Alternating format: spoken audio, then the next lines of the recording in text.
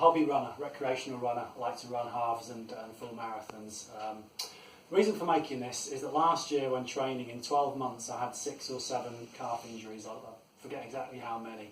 Recurring calf injuries. I googled quite a lot looking at how to prevent the problem from reoccurring. Eventually, after a year, I came across 2 bits of information which in the last 9 months have meant I've not had 1 calf injury and was able to successfully complete a marathon and a half in that time. I just wanted to share the 2 exercises that worked for me. First of all, things that I tried beforehand that didn't work were calf sleeves. I'm not saying that they don't work, but for preventing recurring calf injuries, I don't think they're a safeguard. They are probably an added bonus, and I did wear them in my marathon. A stick, again, a good thing to use, but on its own wasn't enough. A roller, again, a good thing to use, and I use all these 3 things, but for actually preventing the calves, there were 2 other things that I found work better. This I found really good for larger muscle groups, you know, around the glute and quad, etc. But what I needed for the calf was something smaller, which enabled me to get into transverse friction in the areas where it was injured, and I got this. It's a hard rubber ball. I think I googled lacrosse ball. It was about £10, so it's a fitness ball, hard rubber ball. You're able to do, and I use the calf sleeve for this as well, and I'm not dressed like this for the video, I'm actually going out for a run in a minute, but I'll put this on my calf to prevent the hair from rubbing because it's quite painful. It's easier to use this than it is to wear like jeans because they just get kind of trapped in the ball and make it a bit more difficult.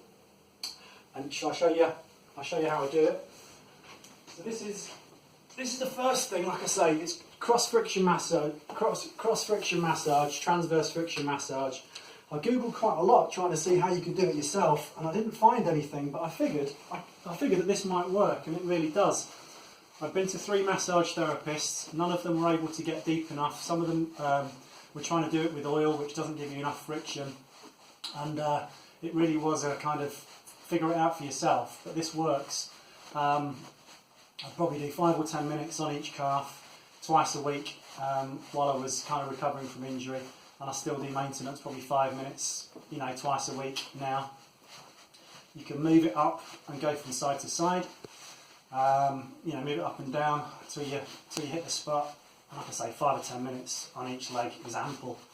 There's also trigger point stuff you could do up here. There's a couple of good trigger points. Again, all this stuff I just looked up online. I'm not like medically trained or anything, so I've just kind of copied what I found that's worked. To be honest, I don't know. Yeah, the transverse friction, I know, for me, was what worked. The theory behind it apparently is that when you've injured your calf, the collagen fibres lay down in a cross-hatch pattern, in a chaotic pattern, rather than straight with the grain of the muscle, and that causes muscle weakness, which leads to re-injury. But by breaking down the collagen, it encourages it to lay down in a straight fashion and strengthens the muscle as it was before, preventing injury. I mean, I've run for 12 years with no injuries at all, and I got 6 in a year in quick succession, so there's definitely the re-injury theory holds water for me, and this works. The other thing that I did, apart from this, was eccentric calf drops. I'll just show you the backpack around here. This has got about 40 or 50 kilos in it, so basically pop that on, struggle into it, give yourself a hernia in the process, and then, so pop this on and go stand on the stairs, and yeah, basically take this off, so you can see, oh, whoops. Then I'll pop up, I'd hold on to it, I just found the stairs good because you can use for balance. I'd pop myself up with both feet and then drop slowly on the affected leg.